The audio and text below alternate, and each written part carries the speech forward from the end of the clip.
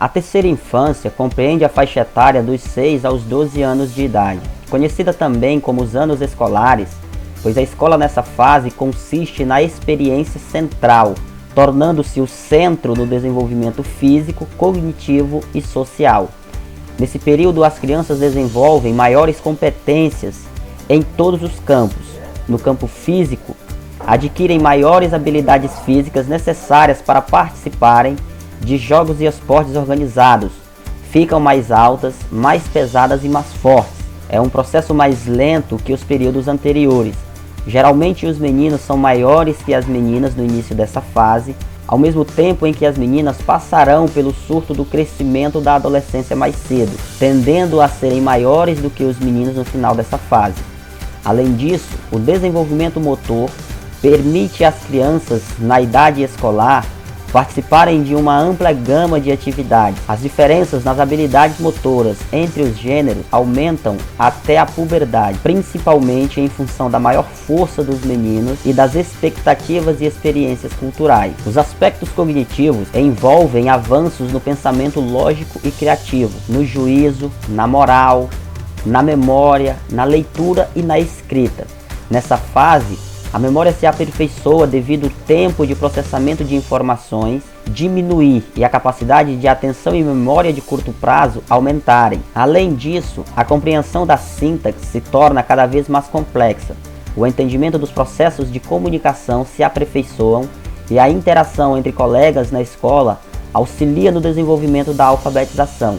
A criança desenvolve a noção de autoconhecimento, possibilitando a formação de sistemas representacionais mais equilibrados e realistas. Vale lembrar que, segundo o ECA, o Estatuto da Criança e do Adolescente, a adolescência é definida como uma etapa de vida entre os 12 e 18 anos de vida. Em relação aos aspectos psicossociais, a autoestima liga os aspectos cognitivos, emocionais e sociais da responsabilidade. Assim, a autoestima ou o valor próprio dependem do quanto a criança acredita ser competente e do apoio social que recebe. Nessa fase, a cultura é uma fonte forte de influência nos relacionamentos da criança e nos papéis familiares.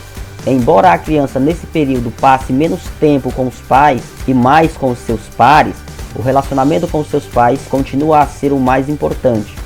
Os grupos de pares geralmente consistem em crianças da mesma idade e sexo e desempenham diversas funções, como o desenvolvimento das habilidades sociais, a noção de pertencimento e o fortalecimento do autoconhecimento. Nessa fase, intensificam-se os laços afetivos com amigos, vizinhos e colegas. Formam-se grupos distintos, meninos de um lado e meninas do outro, em um momento sensível a críticas e avaliações. Por qualquer motivo, a criança pode se sentir comprometida em sua capacidade de aprender. Segundo a teoria de Erikson, nessa fase as crianças estão vivenciando o estágio diligência versus inferioridade.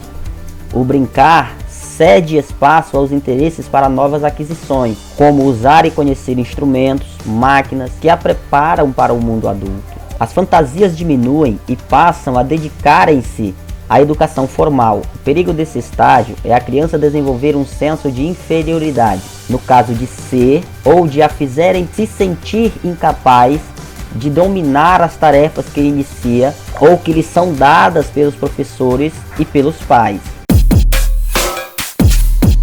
A adolescência pode ser definida como a transição no desenvolvimento entre a infância e a idade adulta. Começa aproximadamente aos 12 e dura até o início dos 20 anos. Alguns autores divergem na questão da idade em que inicia e termina a adolescência, e por isso não podemos afirmar que existe um ponto claro para seu início e para o seu fim.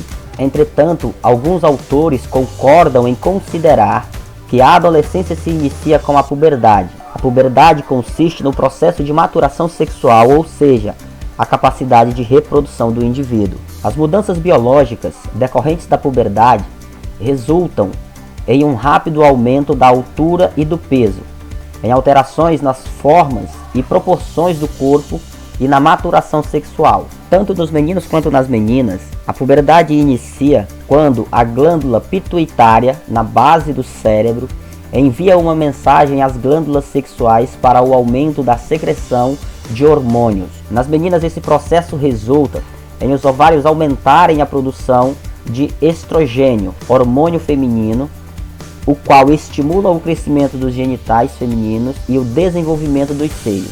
Já nos meninos, os testículos aumentam a produção de andrógeno, especialmente a testosterona, os quais são responsáveis pelo estímulo do crescimento dos genitais e dos pelos corporais. Assim, os principais sinais da maturidade sexual são a menstruação nas meninas e a produção de espermatozoides nos meninos. As características da adolescência reforçam a importância de compreender esta etapa do desenvolvimento, que se configura em um período de inúmeras transformações, em que estão presentes modificações emocionais, sociais, físicas e cognitivas. Essas, por sua vez, são fundamentais na construção do autoconhecimento nos adolescentes. Cordioli, 1998, pontua que é neste período que o adolescente começa a definir sua maneira de ser, diferenciando-se dos demais que o rodeiam.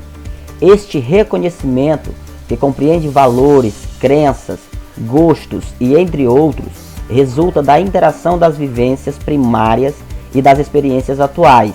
É no contexto grupal que o sujeito se identifica e se diferencia, e é a partir do olhar do outro que o sujeito se reconhece. Em relação ao desenvolvimento cognitivo, os adolescentes passam a pensar de forma abstrata, sendo capazes de raciocinar de modo hipotético-dedutivo.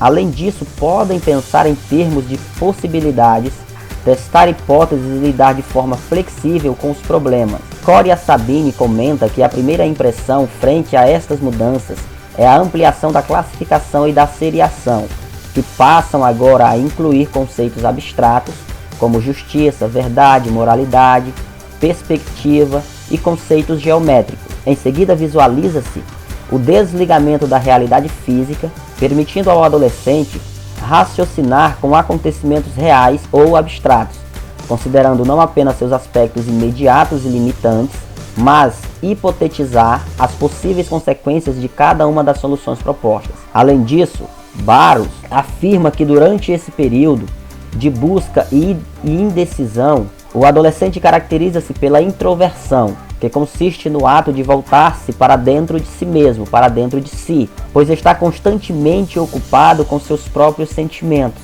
tendendo a se entregar facilmente ao devaneio e se interessar por narrativas, sendo comum a sua identificação com os heróis que dela fazem parte. No desenvolvimento psicossocial, os adolescentes vivenciam a questão central da busca pela identidade, por meio de componentes ocupacionais, sexuais e de valores.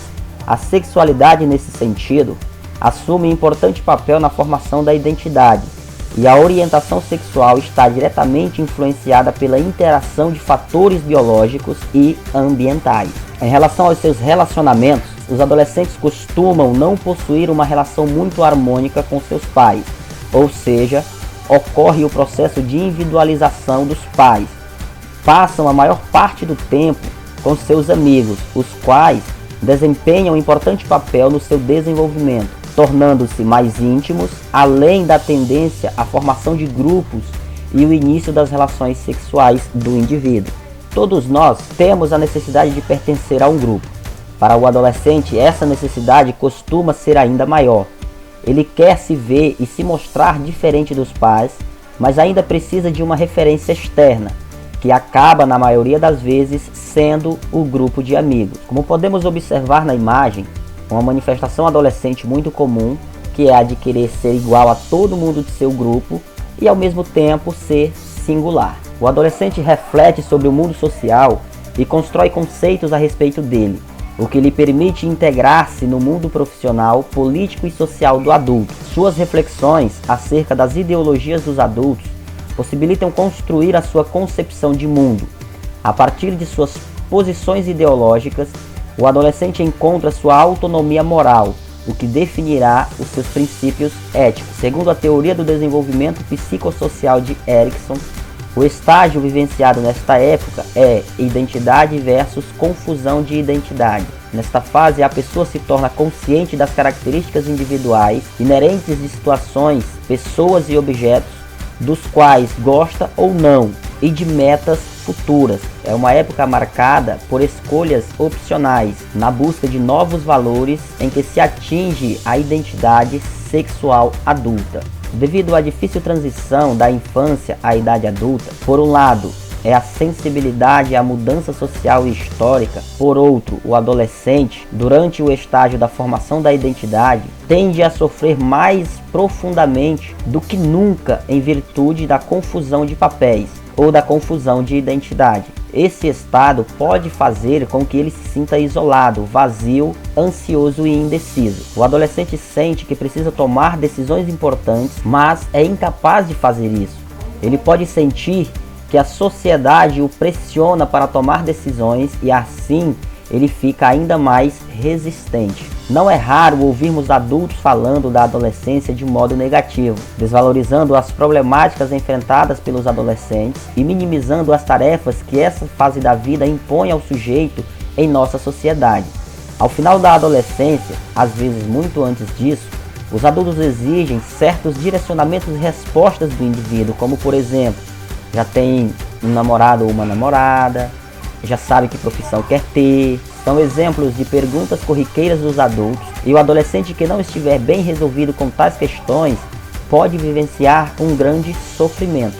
O adolescente se sente, às vezes criança e às vezes adulto, e é assim também que os outros lhe tratam. A fim de explicar esse período complexo e tão importante do desenvolvimento, Aberastur e Knobel propuseram 10 características da adolescência, que são: primeiro, a busca de si mesmo e da identidade; segundo, a tendência grupal; terceiro, necessidade de intelectualizar e fantasiar; quarto, crises religiosas; quinto, o deslocamento temporal; sexto, evolução sexual do autoerotismo à heterossexualidade; sétimo, atitude social reivindicatória; oitavo, contradições sucessivas em todas as manifestações de conduta; nono, separação progressiva dos pais; e décima, constantes flutuações do humor.